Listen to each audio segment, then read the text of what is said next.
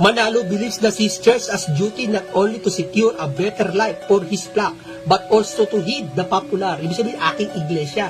O, kung halimbawa, sinabi man yun ng aking iglesia sa kanyang iglesia, anong pakialam natin? Opinyon ko yun opinyon ko yun. Siya sinugo Halimbawa, ikaw may-ari ng bahay, tatay mo may-ari ng bahay. Ano naman kung sabihin ko, ako yung sinugo, bahay ko yan, aking bahay. Iglesia ni Manalo daw talaga ang tawag, hindi daw talaga Iglesia ni Cristo. No? Tayo naman kasi, narehistro sa SEC, at talagang pangalan pa ng Iglesia ni Cristo, at may katuparan pa ng hula. Okay, ipagpatuloy natin dahil nawala tayo. So, Iglesia ni Cristo daw, hindi Iglesia ni Manalo. Dahil wala naman umanong mabasa sa Biblia na Iglesia ni Manalo. Pero, inaamin naman na, anong sabi niya? His church. So, kung his church, therefore, kay Manalo. At ang problema lang sa aral nila ay si Felix Manalo Anghel ang ating Panginoon Jesucristo tao. Si Kristo ay tao. Si kapatid na Felix Manalo, anghel, hindi sa kalagayan. Kasi akala nila, kapapanood nila ng TV, akala nila anghel may pakpak si Kapelis Hinahanapan nila, asan ang pakpak ni Kapelis? Hindi po anghel si Kapelis sa kalagayan, kundi sa gampanin. Di ba? At yung sinasabi nila, mas mataas daw si Kristo, ay mas mataas daw anghel kaysa kay Kristo. Nasa Biblia. Basahin natin Hebreo 2:9. Basahin ko Ngunit kung tungkol kay Jesus, alam natin na sa maikling panahon, naging mas mababa ang kalagayan niya kaysa sa mga anghel. Kita? Anong mas mababa? Mas mababa si Kristo sa kalagayan. See? Opisyal ba ito na aral sa Iglesia ni Cristo na itinatag ni Felix Manalo na ang ating Panginoong Jesucristo ay mababa sa kalagayan? So, ibig sabihin si Felix Manalo dahil sa kanilang pananampalataya ay anghel, ibig ba sabihin mas mataas sa kalagayan si Felix Manalo? Ito tuloy natin, biglang nawala tayo sa ere kasi, no? Ito tuloy natin ito mga kapatid, no? Dahil biglang nawala tayo sa ere, pagsagot punto por punto nitong munting kaalaman channel sa Iglesia ni Kristong kay Manalo. Ang ano ko lang sa kanya, kay dito kay Brother Del, kasi baka hindi naman sa'yo yung mga susunod na video mainit na sa'yo. Ang dami nagko-comment sa akin, naiinip kami dun. Dito na kami nakikinig, mas malinaw. Makakaanib mo yung iba dun, kaka sa akin. So ulitin ko, yung sinabi niya na mga kaanib mo yon, di yan maituring na mga kaanib dahil wala man akong iglesyang itinatag. Di tulad ni Felix Manalo na si Felix Manalo mismo nagtatag ng kanyang iglesia. Kaya ang umanib sa iglesyang tatag ni Felix Manalo ay tinatawag na iglesia kaanib sa iglesia ni Manalo. Dahil si Manalo ang nagtatag. Pero yung sabihin, mga kaanib mo yan, di sa akin, kundi mga kasama namin na kaanib sa simbahang Katoliko. Okay, tuloy natin. So mag-message, nakakainip daw yung Brother Del. Ako, maliwanag na paliwanag. Yun. Nakakainip daw ang aking paliwanag. Din siya umano ay maliwanag na maliwanag. So si Raiskay mula sa San Diego, California, hello. Okay, tuloy natin ang pagsagot nito sa iyo, itong munting kaalaman. Kailan lang ako, mas kumpara ako sa kanya. Ang tagal-tagal na niya, di ba? Di ba? Mangyayari pa lang to. Kailan nangyari to? Doon pa sa panahon ni Kristo? Hindi. Doon pa lang sa mga wakas ng lupa. Di ba? Di ba yung panahon niyo, panahon ni Kristo? Siya Yung panahon natin ay panahon ng ating Panginoong Hesukristo. So, dito pa lang, napansin nyo mga kapatid sa kanyang pahayag, ang mga nagko-comment na mga ANC, ang kanilang dipinsa, hindi naman yan ministro, vlogger yan.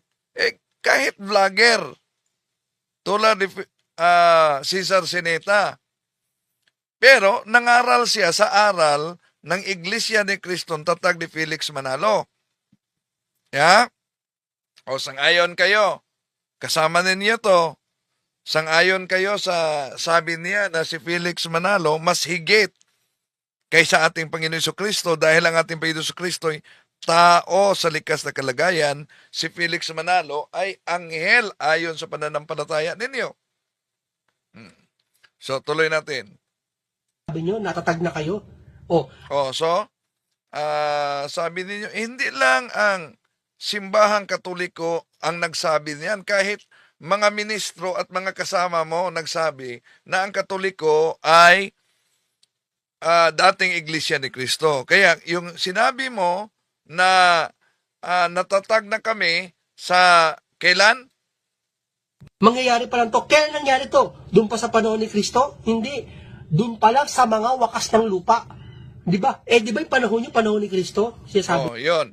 Di po ba panahon ninyo, panahon ni Kristo? So, ibig sabihin, dito pa lang sa kanyang paliwanag, inaamin na niya na ang katoliko talaga ay naitatag sa ating Panginoon Jesucristo sa panahon ng ating Panginoon Jesucristo.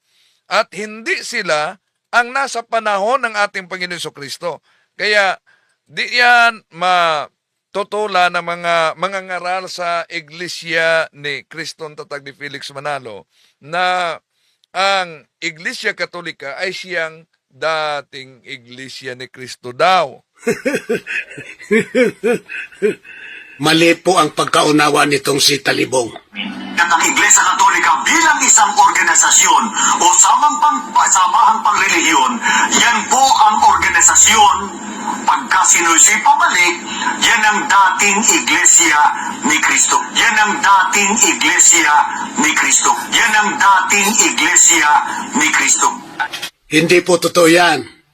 Mali po ang pagkaunawa nitong si Talibong. Talaga pong ang Iglesia Katolika Apostolika Romana, talaga pong sa pasimula, yan ang Iglesia ni Kristo. Patawa-tawa pa dito si Sinita, pero mali daw ang pag-unawa ko. Inulit naman niya ang pahayag ni Mr. Sandoval na ang Iglesia Katolika ay siyang Iglesia ni Kristo. So therefore, di niyo pwedeng angkinin ang Roma 16:16 dahil nasa pasugo ninyo. Hindi yan tumutukoy sa Iglesyang Tatag ni Felix Manalo, kundi sa unang iglesia. Tuloy natin. Niyo, natatag na kayo. O, eto sa mga wakas ng lupa, ibig sabihin, hindi sa panahon niyo to. So ang hula daw sa kanila ay sa wakas ng mga lupa. So alam naman natin na ang kanilang iglesia ay narehistro sa Securities and Exchange Commission. No, pinakita na natin yung rehistro nila sa Securities and Exchange Commission at na inaamin din sa kanilang Pasugo Magazine na ayon sa kanilang Pasugo Magazine, way back on July 27, 1914, the Church of Christ was registered with the Philippine government. The registration papers state, among other things, that Brother Felix Y. Manalo is the founder of the Iglesia ni Cristo. So, baka sabihin nila, natural na lang na rehistro sa Securities and Exchange Commission. Dahil yun kasi talaga ang batas na dapat erehistro ang pagkatatag. Kaya sa rehistrasyon ng INC, yung na-translate sa English, ito ang mabasa kasi sa kanilang translasyon. No? Sa registrasyon ng Securities and Exchange Commission na United States of America, Philippine Islands, Office of the Division of Archives, Patented Properties, of Literature and Executive Office and Industrial Trademarks. Felix Manalo applicant, Unipersonal Corporation or the society called Iglesia de Cristo. That the said applicant appears before this office and respectfully declares that said applicant is the founder and present head of the society named Iglesia ni Cristo and desires to convert said society into a personal corporation. So, yon ang kanilang rehistrasyon at yon ang dahilan kung bakit inaamin mismo sa kanilang Pasugo Magazine na nabasa na natin na kailan na rehistro. Balikan natin, Mayo 1997 sa pahina 11. Ito ang mabasa. Way back on July 27, 1914, the Church of Christ was registered with the Philippine government. The registration papers state, among other things, that Brother Felix Y. Manalo is the founder of the Iglesia ni Cristo. So, tanong, nang sinabing is the founder of the Iglesia ni Cristo, sino ang nagtatag? Batay sa registrasyon.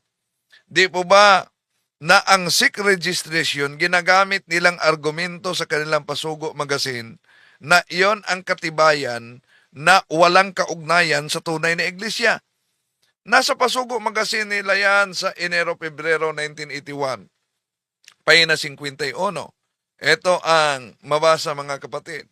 Si Teofilo Ora kasama ang ibang mga kaanib na natiwalag sa Iglesia ni Cristo ay nagtatag ng kanyang sariling relihiyon noong Mayo 1922. Mayroon ba tayong maipakitang katibayan mula sa mismong iglesia na tatag ni Perez tungkol sa simula sa pagkatatag nito? Narito ang isang bahagi na nakasulat sa rehistro ng iglesyang iyan. Kaya malinaw na wala silang kaugnayan muntiman sa iglesia na natatag at nagsimula sa Jerusalem. See? Ano ang ginamit nilang argumento para patunayan na ang isang iglesia ay walang kaugnayan sa tatag lamang ng tao? Walang iba. Ang SIC registration. So, pag narehistro sa Securities and Exchange Commission, wala daw kaugnayan. Pero, nagtaka lang tayo na kahit ang nakarehistro, Iglesia ni Cristo, at pinatunayan sa Pasugo Magazine na ang may akda ay si Leopoldo Aguilar noong Nobyembre 1951, mga kapatid, sa pahina 4. Kasaysayan ng Iglesia ni Cristo. Pero, magtaka kayo kung ano ang pangalan. Ito, pakita ko sa inyo, ha? Pansinin ninyo ang mabasa. So, di ba malinaw ang mabasa diyan? Ang kasaysayan ng Iglesia ni Cristo. Ang may akda ay sulat ni kapatid Leopoldo Aguilar. Dito na. Basahin ninyo. Ang Iglesia ni Cristo ay kailangan at hindi maiwasan sa paglingkod ng tao sa Diyos. Ang tanong, sino itong Cristo? Sabi nila Iglesia ni Cristo. Pero dito napansin niyo, ang Iglesia ni Cristo ay kailangan at hindi maiwasan sa paglilingkod ng tao sa Diyos.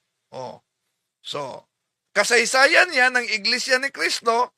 Ang kasaysayan daw ng Iglesia ni Cristo ay Iglesia ni Cristo. Sino kaya yan si Cristo?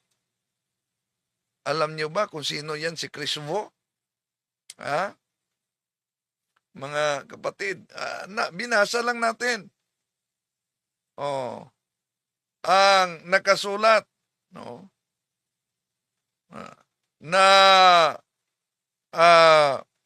nasa ilang pasugo magasin, Iglesia ni Crisvo. O, sino ba si Crisvo?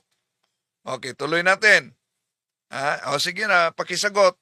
Sino si Crisvo? Bakit may Iglesia ni Crisvo? Ayon sa kasaysayan ng Iglesia ni Cristo. Pakita natin muli napakalinaw yan sa nakasulat sa inyong pasugo magasin.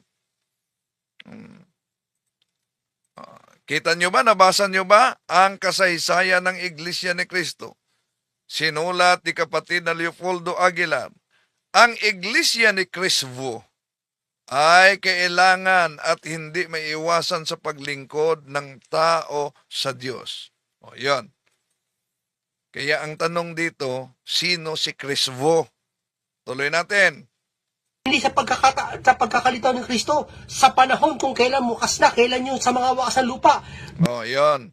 Kailan daw sa wakas ng mga lupa? Dahil yon ang claim nila mga kapatid na pag wakas ng mga lupa, yon ang panahon, no? Panahon na naitatag at lumitaw dito sa Pilipinas ang iglesyang tatag ni Felix Manalo. Bakit? Dahil tingnan natin yung mga dokumento nila kaugnay sa wakas ng lupa. At katulad yan sa tinatawag na Far East nila, no? Yung Far East, wakas ng lupa, yung dako ng daigdig. Yun ang mga ginagamit na argumento nila mga kapatid, yung silanganan, at ang tinutukoy daw ay ang Pilipinas. Sige, isa-isahin na natin dahil nasagot na natin, nabasted na sila sa anghel si Felix Manalo ayon sa Apokalipsis, no? Ang layo talaga, di magkatugma. Pagkatapos na di magkatugma mga kapatid, nagkukontrahan pa ang Pasugo Magazine. Merong sila si Lloyd George ang kasama sa ibang Pasugo Magazine, si Martin Luther naman. Pero totoo talaga na may hula at nakasulat din yan sa kanilang Pasugo Magazine. October 1965, page 5, ito ang nakasulat.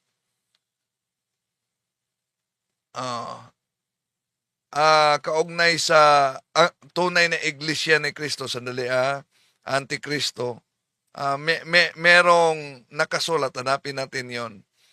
Lilitaw ang tinatawag na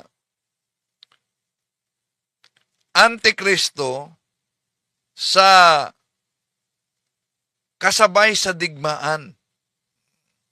Yan, nasa Pasugo Magazine nila yan mga kapatid, no? Na lilitaw kasabay sa digmaan. Okay. Punta tayo sa sinabi niya, yung wakas ng lupa.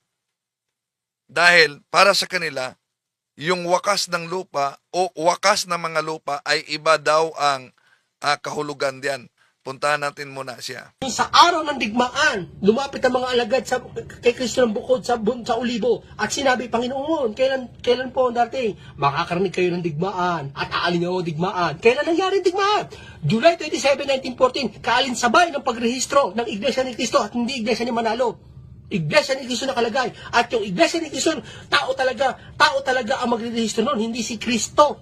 Hindi bababa si Cristo rito. Tao na si kapatid na Felix Manalo ang magrerehistro. Kung gusto mo, buhay na ako nun. Sana ako na lang inutusan ni kapatid na Felix Manalo. Magpipresenta ako. Ako na magrerehistro niyan. Kaso, si kapatid na Felix Manalo nagrehistro. Diba? Kaya sino inaasahan natin? Yun ang sinasabi ko po, natupad sa hula. Yun ang claim lang na natupad sa hula. Hindi lang si Felix Manalo ang nagrehistro. Marami sila. Kasama na ang sekretary ni Felix Manalo na si Atanasio Morte. no, sekretary. So marami ang nagparehistro rito, hindi lang si Felix Manalo, kaya Kuelos Fundadores de esta asosasyon son Felix Manalo at iba pa mga kasama niya. No, marami sila. So tuloy natin. Kaya itong isayang ito, tinutukoy dito, narito, anak na babae ng Sion, Iglesia ni Cristo ang tinutukoy sa huling panahon. Sa mga wakas hindi po sa panahon ng Isaya, hindi po sa panahon ni Cristo, kundi sa panahon ngayon. Diba? Yun ang sinasabi ko. So sa panahon ngayon, may hula talaga sa panahon ngayon. Ano yung hula? Na San Mateo 24:24 at hindi lang yan, kahit na sa kanilang Pasugo Magazine na alinsabay sa digmaang pandaigdig, lilitaw talaga ang bulaang mga ngaral. Ito, ating basahin sa kanilang Pasugo Magazine. Ito ang hula, sa Pasugo Magazine, 1951, page 26. Sa panahon ng digmaang pansanlibutan ng 1914, ay may nagsiparitong mga antikristo. Sila ay nagsiparito sa pangalan ni Kristo. See? So kaya, di batayan na nagdala sa pangalan ng ating Panginoon Kristo ay tunay na iglesia. Dahil hindi lang si Felix Manalo ang nagdala sa pangalan na Iglesia ni Kristo. Ang dami pang mga nagdala sa pangalan ng ating Panginoon Kristo pero tatag ng tao. Atin ang tinatalakayan kung ano yung mga iglesia na nakadala sa pangalan ng ating Panginoon Kristo. Ngunit tatag ng tao. So, ano yun ng mga iglesia? Merong tatag ni Joseph Smith noong April 6, 1830. Si Joseph Smith ang nagtatag. Dala din niya ang Church of Christ. Merong tandaan niyo, 1830, una pa yan sa Iglesia ni Cristo, 1914 lang sila. Merong Church of Christ na ang nagtatag ay si Ezra Booth. Sa 1836, una pa yan kay Manalo. Merong Church of Christ na ang nagtatag ay si Warren Farish. Sa 1837, una pa yan kay Manalo. Merong Church of Christ na ang nagtatag ay si William Shabby Late, 1830. Meron pang Church of Christ na ang nagtatag ay si Hiram Page, 1842. So paano yan? Ang daming nag-claim, ang daming gumagamit sa Roma 16:16 na mas nauna pa sa paglitaw ng iglesyang tatag ni Felix Manalo sa 1914 Punta Santa Ana, Manila. Di po ba? Okay. Tuloy natin. Wala ako sinabing eto sinabi niya pa, kabisado daw, kung kabisado ko daw history. Sabi niya, ginamit video ko, may sinabi daw kung kabisado ko yung history. Kapatid, wala po ako sinabing kabisado ko history. Sabi ko, kabisado ko halos makabisado ko ang Biblia. Yung history mahilig ako, sabi ko. At ang Biblia, mabilis lang ako magsalita. Kaya So kung kabisado mo ang Biblia at mahilig ka sa history, ngayon, dapat sinisearch mo sino ang founder ng simbahang Katoliko. Di po ba? Sino ang nagtatag ng simbahang Katoliko? Dapat, yon ang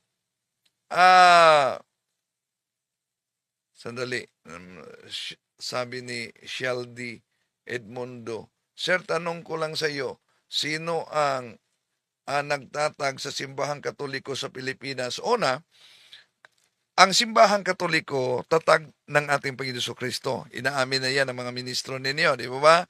Na ito ang unang iglesia ni Kristo. Balikan muna natin, ha? Mali po ang pagkaunawa nitong si Talibong. at ang Iglesia Katolika bilang isang organisasyon o samahang pangrelihiyon, yan po ang organisasyon. Pagka sinusi pabalik, yan ang dating Iglesia ni Kristo. Yan ang dating Iglesia ni Kristo. Yan ang dating Iglesia ni Kristo. Hindi po totoo yan. Mali po ang pagkaunawa nitong si Talibong. Talaga pong ang Iglesia Katolika Apostolika Romana, talaga pong sa pasimula, yan ang Iglesia ni Kristo. So, yan. Ang Iglesia Katolika, sa pasimula, ito ang Iglesia ni Kristo. Ito ang tatag ng ating Panginoon Kristo. Ang tanong, sino ang nagtatag sa Iglesia ni Kristo sa Pilipinas? Ang Iglesia ni Kristo na karating sa Pilipinas, walang ibang nagtatag ang ating Panginoong Kristo. Kaya, pinatunayan sa history, World History by Gregorio Saidi, Philippine Edition, page 123, the greatest legacy of Spain to the Filipino people is Christianity, especially the Roman Catholic religion. This religion was Asian in origin, being founded by Jesus Christ in Palestine. So, ibig sabihin na ang nakarating na Iglesia Katolika sa Pilipinas, 1521, wala pang protestante. Dahil 1517 si Martin Luther, humihiwalay, 1522 siya nagtatag ng Lutheran Church. Wala pa si Felix Manalo at ibang mga sikta. Dahil ang kay Manalo, 1914 lang yan. So, ang iglesia na karating sa Pilipinas, itong iglesyang ito itatag ng ating Panginoon Kristo. Dahil ang ating Panginoon Kristo mula sa Jerusalem, utos niya sa Gawa Kapitulo 23, versikulo 11, mula sa Jerusalem, magiging saksi si San Pablo doon sa Roma. Sa Roma Kapitulo 1, City, ang pananampalataya sa Roma ay lumalaganap sa buong mundo. O, yun, pananampalataya sa Roma. Lumalaganap sa buong mundo. So, wala namang ibang katuparan diyan, kundi ang simbahang Katoliko. At kung tignan natin ang Roma 16:24, na si San Pablo mismo, kung matanggap na niya ang pera, pupunta siya sa Espanya. So ang Espanya nagiging Kristiyanos at ang Espanya ang nagdala sa pananampalataya. No? Nagdala sa pananampalataya dito sa Pilipinas noong 1521. 1914 pa sila si Felix Manalo. Tuloy natin itong pahayag sa Munting Kaalaman. Pakiramdam mo, kasama history sa kabisado ko. Hindi ko kabisado history, no? Yun. Di niya kabisado ang history daw. Kaya pag-aralan talaga dapat ang history. Dahil baka mabiktima tayo sa sariling story. Ayon kay Cardinal Newman, a former Protestant minister, sabi niya, to be deep in church history is to cease to be a Protestant. Adversely, to cease to be deep in church history is to become a Protestant. Tuloy natin.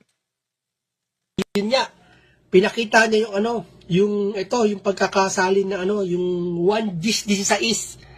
Wala daw binabanggit na ginamit niya yung Richard Baxter na Biblia. Richard Baxter na salin. Binabanggit sa 1:16, and besides the Jews, I have chosen people among the Gentiles, them I must call and gather to me, and Jews and Gentiles shall be one Catholic Church, under me their only universal head and shepherd. Salin to ni Richard Baxter. Bakit ito? Ito ba yung totoong salin? Ayan. Di po ba ang iglesia ni Manalo, kahit walang sariling salin ng Biblia, wala kayong sariling salin. Pero bawat doktrina, dahil gusto nyo letra por letra, ay merong katumbas na salin ng Biblia. Pag may mabasa, ayaw na tanggapin. Dahil di daw umano yan salin ng tamang salin. Pero, meron ba kayong sariling salin na Biblia? Ito ang sabi ng mga ministro nila. Sa dating salin. Bakit Oh, sandali ha. To make his message known is our responsibility. So here